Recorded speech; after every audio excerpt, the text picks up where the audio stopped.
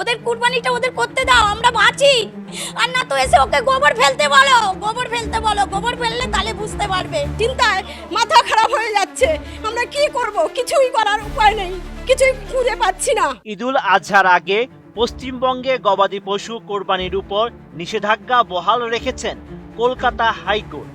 একই সঙ্গে হাইকোর্টের প্রধান বিচারপতি সুজয় পল ও বিচারপতি পার্থ সারথী সেনের বেঞ্চ জানিয়েছে, গরু কোরবানি ঈদুল আজহার অংশ নয় এবং ইসলামে এটি ধর্মীয়ভাবে বাধ্যতামূলকও নয়।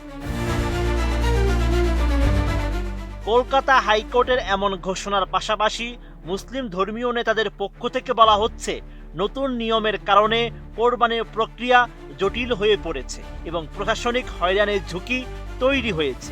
এর ফলে বাজারে কমে গেছে গরু কেনাবেচা। গত 13ই মে জারি করা পশু জবাই সংক্রান্ত বিজ্ঞপ্তি বহাল রাখার নির্দেশ দিয়েছে কলকাতা হাইকোর্ট। নির্দেশনা অনুযায়ী জবাইয়ের উপযুক্ত সনদ ছাড়া পশু জবাই করা যাবে না, প্রকাশ্যে জবাই নিষিদ্ধ থাকবে এবং প্রশাসনের অনুমতি ছাড়া গবাদি পশু জবাই করা যাবে না।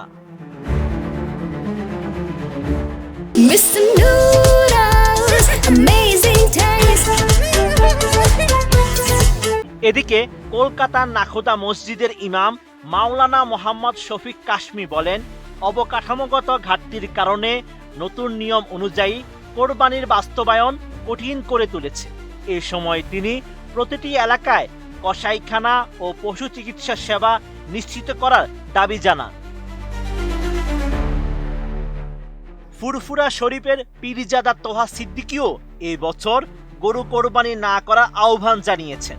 তিনি বলেন, নতুন বিধিনিষেধে কোরবানির প্রক্রিয়া জটিল হয়ে পড়েছে, তাই বিতর্ক এড়াতে ছাগল সহ বিকল্প পশু কোরবানির পরামর্শ দেওয়া হচ্ছে।